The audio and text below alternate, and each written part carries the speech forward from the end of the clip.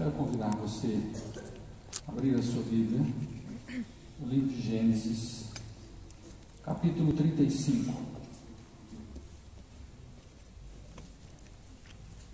Primeiro livro da Bíblia, Gênesis 35.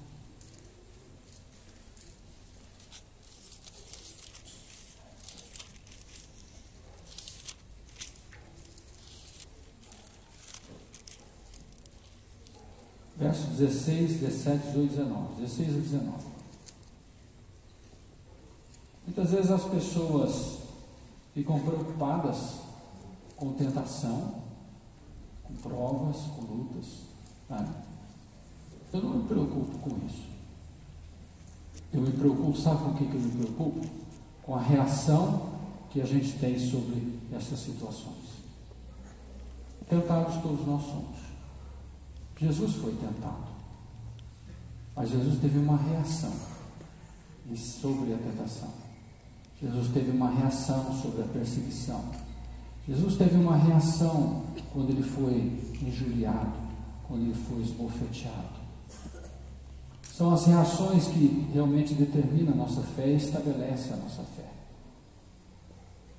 O problema não é a agressão que vem contra nós, em todos os aspectos. O problema é a reação que nós temos sobre aquela situação que vem contra as nossas vidas. E é isto realmente que vai nos conduzir à vitória ou à derrota. E eu quero falar um pouquinho sobre reações diante das adversidades. Quais as reações nossas diante da adversidade? Eu quero compartilhar o trecho de Gênesis 35, 16 a 19. Que é uma história que fala a respeito de Jacó, em uma fase da sua vida, e eu creio que a maioria dos irmãos conhecem, que Jacó, ele era casado com Bila e com Raquel, duas mulheres. Alguém fala assim, pastor, mas pode? A Bíblia não diz que pode, a Bíblia diz que ele era casado. Ele não perguntou para Deus e nem perguntou se podia ou não. Muitas vezes ele agiu como nós agimos, sem perguntar para Deus se pode ou não. A Bíblia não só relata as bênçãos, mas relata as falcatruas, os erros, as falhas, os defeitos, para que nós não venhamos cair nos mesmos. Certo? Então, a Bíblia diz que ele tinha duas mulheres, duas esposas, só que ele honrava as duas esposas. Mas ele amava mais a Raquel. E neste episódio acontece algo terrível, tenebroso na vida de Jacó. E eu quero compartilhar o que o Senhor colocou no meu coração a respeito disso. Diz assim: partiram de Betel e havia ainda um pequeno espaço de terra para chegar a Efrata, para onde Jacó iria. E teve um filho, Raquel, e teve trabalho no seu parto. E naquela época não tinha cesárea. E aconteceu que, tendo ela trabalho em seu parto, lhe disse a parteira: não temas, porque também este filho terás. E aconteceu que, saindo-lhe a alma, porque Raquel morreu, chamou o seu nome Benoni. Antes dela morrer, ela deu nome no filho de Benoni. Mas o seu pai o chamou de Benjamim. Assim morreu Raquel e foi sepultada no caminho de Efrata. Esta é Belém. Paizinho, planta, Senhor, a tua palavra em nós. Tu conheces, Senhor, cada um que adentrou neste lugar. Tu sabes a necessidade de cada um. Tu conheces o meu coração e sabes das minhas necessidades também. Por isso, ó Pai, quando a tua palavra diz que o meu Deus, segundo as suas riquezas, suprirá em glória todas as vossas necessidades em Cristo Jesus, que esta palavra venha suprir essa necessidade nossa nesta noite, ó Pai, naquilo que nós precisamos, naquilo que nós necessitamos. Pai, manifesta a tua glória, manifesta, Senhor, o teu poder, ó Pai.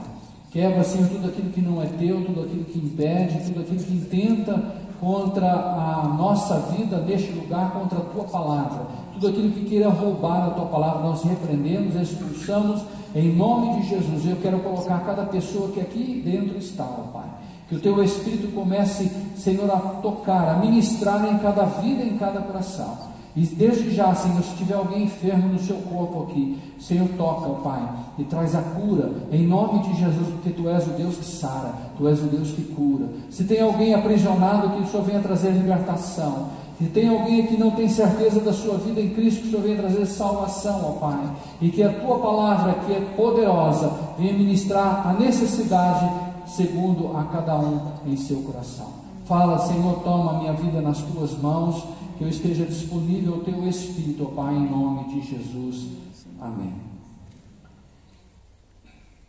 Nessa nossa vida, nós somos surpreendidos por muitas coisas, coisas boas e coisas ruins. Quem já não passou por coisas boas, né, que traz uma boa lembrança, tal dia, sim, aconteceu um negócio legal, assim, que eu nunca mais vou esquecer, né? Quem já não passou por isso? E quem também já não passou por uma situação ruim, que muitas vezes ele não gosta de falar, não gosta de comentar, mas também não esquece. Todos nós passamos por isso, todos nós estamos sujeitos a isso. Nós vivemos em um corpo, uma matéria, que está sujeito às dificuldades, à intempérie climática, né?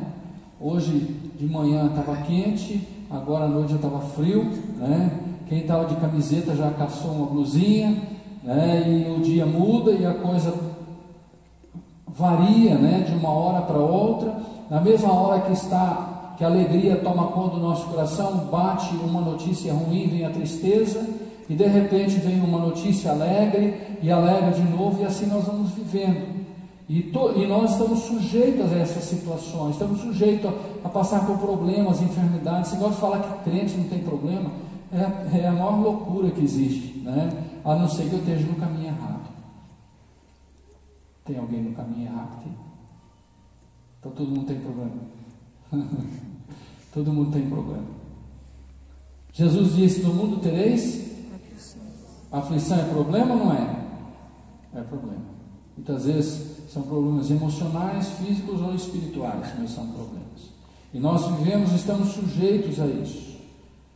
Mas o que eu quero colocar nesta noite, gostaria de a gente pensar um pouquinho a respeito qual a minha reação diante dessas situações.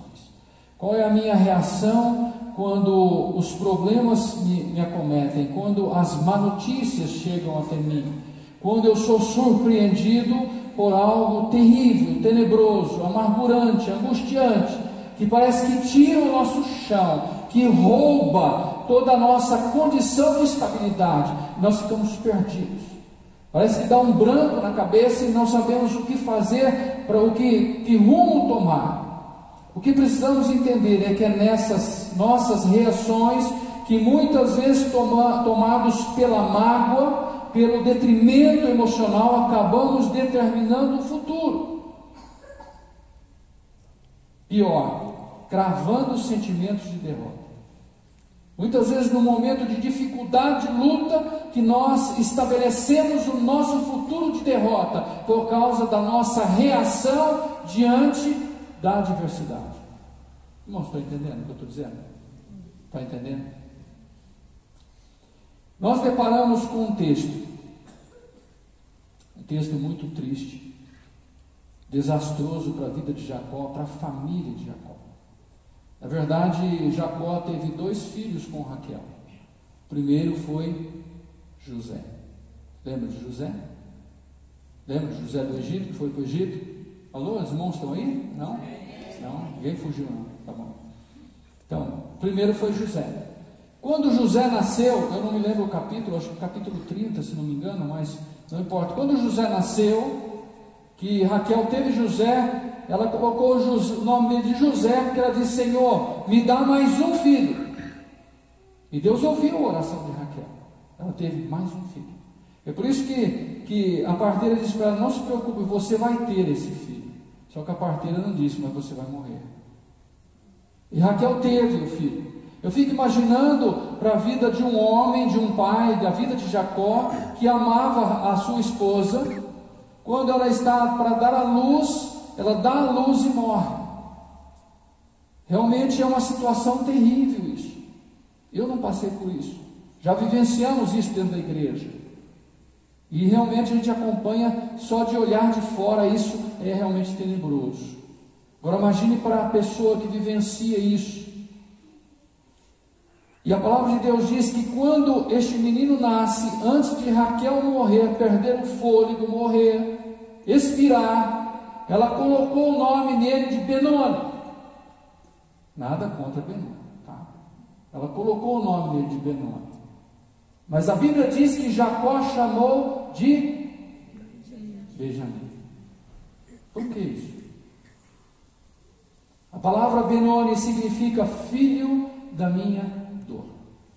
Raquel estava morrendo e ela estava dando à luz um filho que trazia morte para ela. A dor tomava conta da sua alma e do seu corpo, porque a Bíblia diz que ela teve uma dor excessiva de parto e ela não suportou. Não sei exatamente o que aconteceu, a Bíblia não entra em detalhes nesse aspecto. E ela quis marcar o seu filho com aquela situação. E ela colocou o nome de Benoni, que quer dizer filho da minha dor. E a palavra de Deus diz que Jacó não aceitou. E Jacó colocou o nome dele de Benjamim, que quer dizer filho da minha destra. Isto é, filho da minha direita, filho da minha força, filho da minha potência. Nós não podemos sermos influenciados por sentimentos e dores. Nós não podemos sermos influenciados por circunstâncias a qual nós vivenciamos. E diante de uma situação amargurante, nessa influência, aceitarmos que aquela situação venha nos acompanhar com resultados negativos para o resto da vida. A Bíblia diz e mostra a vida de Benjamim. A Bíblia diz e fala, e nós vamos citar algumas coisinhas pouco do sucesso de Benjamim, quem foi Benjamim. Benjamim se tornou uma tribo de Israel, uma tribo bem conceituada. Muitas vezes pisaram na bola, erraram-se e foram destituídas, foram mortos os homens. Muitos homens foram mortos por causa de uma atitude errada que eles tiveram com um viajante que passava em uma das suas cidades. Mas Benjamim se restaurou rapidinho, a tribo se restaurou rapidinho. Foi uma tribo realmente abençoada. E o que eu quero dizer aqui, foi abençoado por quê? Porque houve uma reação diante de uma situação totalmente deprimente. Uma reação que, ao contrário de que Jacó tomou, Raquel queria tomar e Jacó realmente não aceitou. O que fazer diante de tal situação? Em primeiro lugar, a Bíblia diz e a palavra de Deus mostra claramente que Jacó creu na promessa de Deus. Então, quando nós passarmos por uma situação de adversidade, nós vamos viver a diferença de vivermos esta palavra, irmãos. Senão não há motivo para isso. Nós temos que trazer em nós a marca de Deus em nossas vidas. O nosso relacionamento sela a nossa vida com Deus. A nossa vivência, o nosso dia a dia com Deus, a nossa vida com Deus vai impregnando a glória de Deus em nossas vidas, para quando nós enfrentamos as adversidades, nós tenhamos uma reação totalmente diferente da reação de muitos que ainda não vivem o relacionamento íntimo com Deus. Você pode, é chato às vezes até comentar, mas você pode perceber isso. Você vai em um velório onde alguém perde um ente querido. É uma situação de extrema amargura, angústia e tristeza. Perder alguém, arrancar um pedaço de nós. Mas você vai num velório de pessoas sem Deus, ímpias. Você vê a reação daquelas pessoas. Você vai num velório onde são pessoas que temem a Deus, que têm um temor a Deus, que vivem a vontade de Deus. A tristeza está ali, a angústia está ali, a dor está ali, mas a reação é outra. Por quê? Porque a palavra de Deus traz uma esperança. E Paulo diz lá em Tessalonicenses, não me lembro o capítulo, mas ele fala assim: consolai-vos uns aos outros com isso, que quando soar da trombeta, aqueles que morreram em Cristo ressuscitarão primeiro, mas depois nós, os vivos, seremos transformados e juntos encontraremos com Cristo na glória, isto é, nós vamos estar juntos eternamente. Essa é a nossa esperança. Por quê? Porque existe uma promessa e nós cremos na promessa. Então, quando nós cremos na promessa, é o que Jacó cria na promessa. Isso fortalece a nossa vida e dá força para nós termos reações diferenciadas diante de circunstâncias igualmente vividas por todos. Os problemas são para todos. né? A bênção são para todos. Existem muitas bênçãos que são para todos. O sol é para todos, a chuva é para todos, né? O ventaval e a poeira é para todos, né? Hoje à tarde nós vivenciamos isso aí. Então, as bênçãos de Deus são para todos. As lutas, elas vêm também e alcançam todos. Agora, a reação nossa diante dessas adversidades é que faz toda a diferença. É que vai estabelecer a paz no nosso coração, é que vai trazer um futuro, a esperança de um futuro. Todos nós estamos sujeitos a influências da carne. Todos nós estamos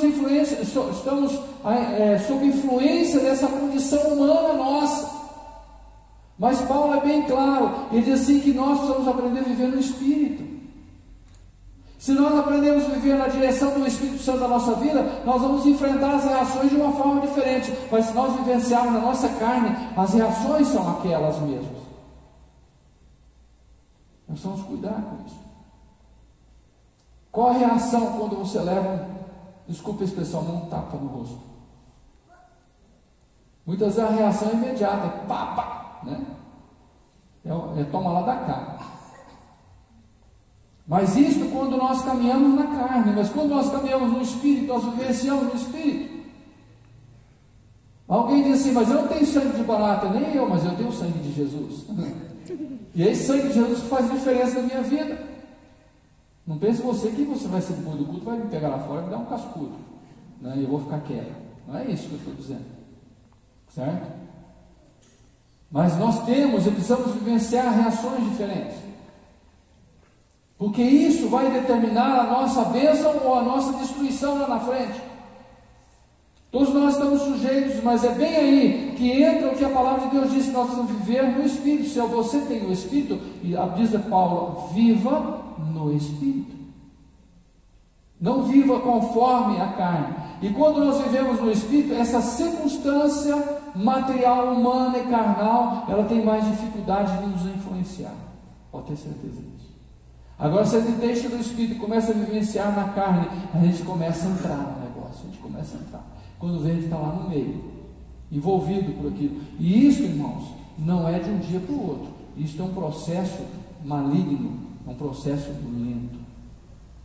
Não pense você que o diabo vai fazer como o Dalila fez com Sansão. Fez ele dormir e entrou um cara com uma maquininha, né?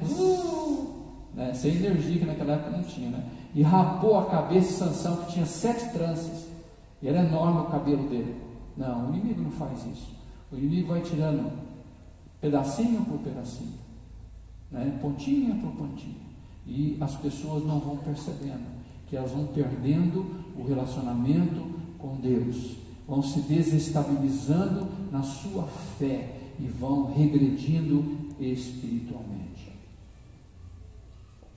Nós vamos lembrar que a nossa carne é finita, mas o nosso espírito é eterno. E aquilo que Deus tem para nós é para esta vida, mas é muito mais para a vida eterna com Ele. É por isso que você precisa ter a garantia de viver eternamente com Ele. E a Bíblia nos dá essa garantia. Não pelos meus atos ou pelos teus, mas pela promessa. É por isso que nós temos que crer na promessa. Quando eu creio na promessa, eu vou ter reações diferentes diante das adversidades. Amém? Amém. Entendeu? Segundo lugar, Jacó não aceitou a maldição. Em lugar da maldição, ele profetizou bênção. Raquel disse: o nome dele vai ser Benoni. Jacó disse: ele vai chamar Benjamim. O nome dele vai ser filho da minha dor. Ele vai levar a minha marca para o resto da vida. Jacó disse: não, ele vai ser filho da minha destra. Ele vai ser meu braço direito. Ele vai ser a minha força. Ele vai ser o meu potencial. Aquilo que Deus me deu, eu vou transferir para ele. Ele vai ser um homem abençoado. A tendência nossa, quando estamos doloridos, machucados, é de sentirmos pena de nós. Acontece alguma coisa ruim? Quantas vezes eu ouvi isso? Pastor, eu acho que eu nasci para sofrer. Tadinho de mim. Aí eu nasci para ser assim. As pessoas começam a sentir pena de si mesmo quando nós nos deparamos com uma situação que nos machuca, que nos fere, que nos coloca para baixo. Primeira coisa, sentimos pena de nós e aceitamos a maldição. Realmente, Benoni é um bom nome para ele, porque ele tirou a minha esposa. Ele arrancou o melhor da minha vida. Filho é bênção, mas esposa é melhor, né? Esposa é melhor. Disse Cláudio Duarte, eu vou repetir o que ele disse, eu vou falar de mim. Ele disse que se um filho morrer, você perde o filho, mas se a esposa morrer, você nunca mais faz filho. Ele disse, e de certa forma tem razão, né? Você ainda é jovem, né? Você perder um filho, você pode fazer mais 10. Então, isso vai tampar a lacuna? Não. Mas vai aliviar? Vai. Mas Jacó perdeu a esposa. E quem tirou a esposa foi um filho. Se fosse nos nossos dias de hoje, ele tivesse problema depois de adulto, fosse assim, tadinho, ficou traumatizado. Ficou traumatizado, coitado, cobraram dele. Ou talvez ele andasse chorando pelos cantos, eu matei minha mãe, de todo mundo falar. Tua mãe morreu por causa de você. E quem sabe Benjamim não ouviu isso dos seus próprios irmãos? Quem sabe? Mas o que nós precisamos ter é reações diferentes e não aceitarmos a maldição como um ato de dor e de rebelião. Muitas vezes as pessoas aceitam aquela condição maldita como um ato de rebelião. Rebelião contra si mesmo, rebelião contra a situação, rebelião contra Deus. Por que Deus permitiu? Deus não abençoou? Por que Ele permitiu que isso aconteça? Quantas vezes nós ouvimos questionamentos assim? São pessoas rebeldes, que se rebelam contra Deus e aceitam a maldição e não conseguem ver uma outra perspectiva, uma outra forma. Mas é nesse momento que não podemos fixar os nossos olhos somente para o momento, e sim termos uma visão mais adiante, para entendermos que a nossa revolta não trará bons frutos, ou bons futuros. Raquel, o momento dela era aquele. Jacó enxergou um pouco mais à frente e disse, não, ele não pode ficar com esse nome, porque o meu filho vai ser uma bênção. Existe uma promessa de Deus, que de mim levantaria uma nação. Como eu vou ter dentro da minha nação uma tribo destruída, que traz uma marca de morte, uma marca de perda, uma marca de destruição, uma marca que leva e puxa para trás? A minha família precisa avançar. Precisa avançar. Jacó muda essa situação. Jacó não aceita aquela palavra de maldição, e ele traz uma palavra profética sobre a vida do seu filho, sobre a que ele estava vivendo, que ele estava machucado e dolorido. Nós temos que vencer a dor, nós temos que vencer a revolta, temos que vencer o sentimento de rebeldia e profetizar vitória, força e determinação. E Salomão, lá em Provérbios capítulo 24, versículo 10, olha o que Salomão diz. Ele diz assim, se quiser anotar aí, Provérbios 24, 10, se te mostrares, a minha versão diz assim, exatamente como ela diz: se te mostrares frouxo no dia da angústia, no dia da adversidade, no dia do problema, a tua força será pequena. E eu fico pensando, se Benjamim tivesse o nome de Benoni, será que Benoni seria o Benjamim? Não em aspecto de nome, mas aspecto de caráter, aspecto de personalidade. Será que ele seria a mesma pessoa? Será que ele não traía sobre si uma maldição, uma palavra de derrota, uma palavra de dor, uma palavra de frustração? Sempre quando mencionava Benoni, ele iria lembrar, matei minha mãe. Mas quando dizia Benjamim, ele dizia, eu tenho uma promessa e tenho uma responsabilidade sobre essa promessa. E eu quero dizer para você, meu irmão, muitas vezes nós nos culpamos pela nossa força no tempo da adversidade. Quantas vezes eu me senti irresponsável por ser forte no tempo da adversidade? Quantas vezes o inimigo tentou plantar na nossa mente, no meu coração, no coração da Gilmar, a insensibilidade. Vocês estão fortes sim porque vocês não tinham amor nenhum por essa pessoa, não tinha sentimento por essa pessoa. Mas é que o inimigo sabe que se você for forte no dia da adversidade, as adversidades não subsistirão diante de você. Você passará por elas, você avançará e você continuará profetizando aquilo que Deus tem para a tua vida, aquilo que Deus quer para a tua vida. O que Deus queria para Benjamim? O que Deus queria para essa tribo de Israel? Para esse homem, para esse menino, para essa criança que nasceu neste dia de adversidade.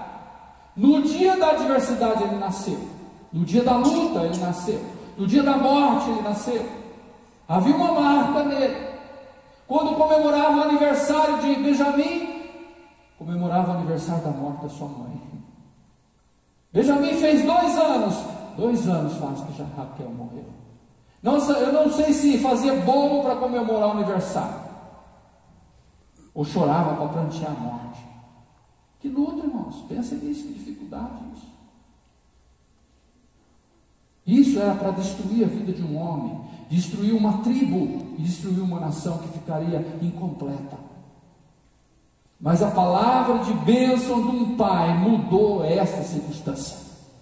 E eu quero dizer para você, meu amado, para você que é pai, para você que é mãe, não se depare diante das adversidades, mas profetiza sobre elas.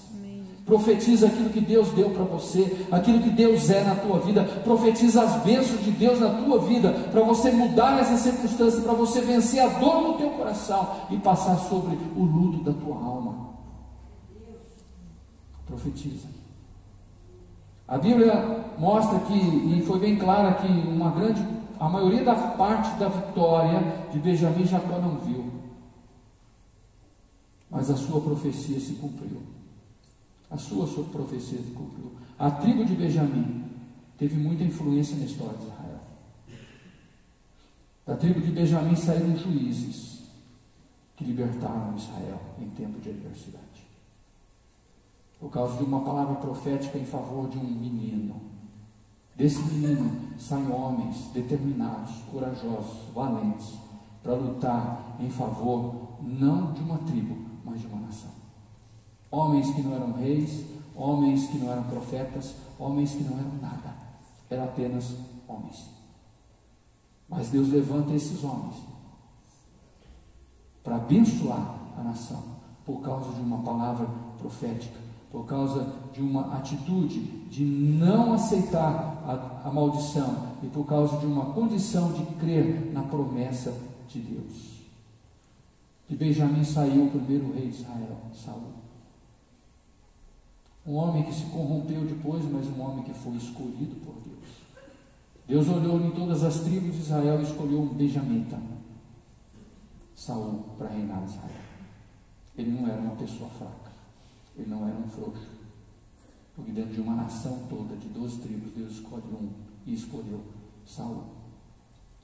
A palavra de Deus diz que Benjamim fez aliança com o segundo rei de Israel, Davi, e estabeleceu esta aliança. E a palavra de Deus diz que depois do reino de Salomão, quando o reino de Israel se dividiu, Benjamim ficou aliado a Judá.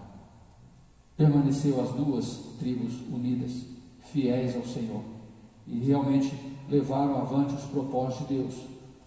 Foram eles, na volta do exílio babilônico, que buscaram edificar o templo do Senhor em Jerusalém. Está lá em Esdras 4:1.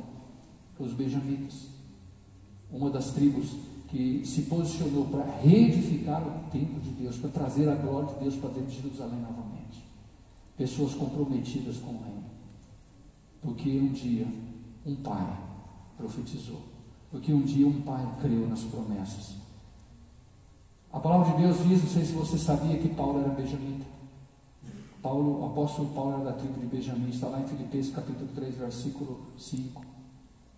Benjamim é mencionado nas profecias de Ezequiel e nas profecias futuristas que João profetizou em Apocalipse, Ezequiel 48:23 e Apocalipse capítulo 7, versículo 8. É a tribo que estará no meio dos 144 mil também, com os 12 mil homens separados e escolhidos. Benjamim foi um homem de Deus, que não regrediu, mas avançou, porque ele teve alguém que o abençoasse, porque esse alguém tinha uma visão de não aceitar maldição e de crer na promessa. nós podemos mudar a história, irmãos. Você pode mudar a história da tua casa, você pode mudar a história da tua família, você pode mudar a tua história. Em primeiro lugar, se você crê nas promessas de Deus, se você crê naquilo que a palavra de Deus diz, que quem crê, pratica, quem crê, vive. Quem crê não fica só no conhecimento, ele avança, ele pratica a palavra. E quem crê, exerce a autoridade da palavra. E Jesus deu autoridade aos seus discípulos. E muitas vezes nós ficamos clamando para Deus e não exercemos a nossa autoridade. Jesus diz: eis que vos dou o poder para expulsar, pisar serpentes e escorpiões, toda ordem do inimigo, e nada vos fará dano algum. E estes sinais seguirão os que crerem. Está lá em Marcos capítulo 15. Marcos capítulo 16. E esses sinais seguirão os que crerem em meu nome, expulsarão demônios, falarão nova língua, porão a mão sobre os enfermos e os curarão. A autoridade de Deus sobre a nossa vida e sobre a vida daqueles que creem na promessa, sobre a vida daqueles que têm autoridade na boca, isto é, de profetizar, de declarar a palavra, de falar, de mencionar o nome de Deus e colocar isso como autoridade na sua vida. Não adianta eu ficar resmungando e churumingando pelos cantos, quando Deus me deu a autoridade. Não adianta você pegar um chinelo e ver uma barata e ficar sem, ó, mata essa barata, o chinelo está na tua mão, meu irmão, mete a chinelada na cabeça da barata. Deus nos deu autoridade para isso, para praticarmos a palavra, para vivermos a palavra, porque cremos nessa promessa ou não cremos? Cremos ou não cremos? Cremos. Se você crê nessa promessa, você tem autoridade. Então use a tua boca para isso. Use a tua boca para isso. Deus te colocou num lugar estratégico, para você ser um instrumento dele, para profetizar. Ah, pastor, eu estou sozinho ali. Pois é, meu irmão. A única esperança de Deus naquele lugar é você. Se você falhar, não tem mais esperança. A única esperança para aquelas pessoas que convivem com você é você. Ah, mas eu sou perseguido. Mas levanta aquilo que Deus te colocou, a bandeira que Deus colocou na tua mão. Não importa seja para falar, seja para ficar calado, apenas viver a palavra, não importa a estratégia que Deus vai usar na tua vida, mas seja um instrumento de Deus, creia nas promessas e profetize naquele lugar. Profetize. Seja um homem ou uma mulher de Deus. As coisas muitas vezes estão querendo trazer maldição para a tua vida, querendo te escravizar, querendo te prender. Profetize na tua vida. Profetiza as promessas que você crê de Deus na sua vida. O inimigo tem profetizado morte para você, profetiza vida. O inimigo está profetizado dor na tua vida, profetize vitória, profetize alegria, profetize saúde espiritual principalmente. Quando nós superamos a dor no momento e não vivenciamos a amargura e a revolta sobre nossa palavra profética, o Senhor se manifesta e a bênção se estabelece. Uma atitude de Jacó. Uma atitude de Jacó. Jacó foi testado. Homens de Deus e mulheres de Deus são testadas por Deus. Deus testou Abraão, Deus testou Isaac, Deus testou Jacó. Deus testa a minha vida, Deus testa a sua vida. Qual a reação diante dos testes? Muitas vezes Deus está nos testando e a gente está murmurando, lamentando. Se Deus está permitindo você passar por uma situação, é que o Senhor quer te ensinar, Ele quer te dar a vitória, Ele quer te ensinar a você vencer aquilo, porque se você não vencer aquilo, você não vai passar de fase, e se você não passar de fase, você não cresce. Não é assim que acontece no videogame? Você tem que passar de fase no videogame, e na fase seguinte não fica mais difícil da fase anterior. Eu não jogo videogame, mas eu sei, porque eu vejo comentário. E vai tendo mais dificuldade, a dificuldade vai aumentando, e quanto mais você pratica, mais você exercita, mais você cresce, você sobe, mais afinidade Deus terá com você, e mais conhecedor das profundezas de Deus você será. E Deus quer isso. Amém? Qual a tua reação diante das adversidades? Talvez você esteja passando por uma adversidade, talvez você passou por uma adversidade hoje. Qual a tua reação? Alguém chegou e disse assim: vai cortar a energia da tua casa porque a conta está em débito. Qual a tua reação? Ir lá e chacoalhar a escada para derrubar o eletricista lá de cima e matar o coitado do cara, que é um funcionário. Não tem nada a ver com peixe. Qual a tua reação? Profetiza a vida, meu irmão. Profetiza a vida. Olhe para o Senhor e creia na promessa. Creia na promessa de Deus. Amém? Curva sua cabeça, feche seus olhos.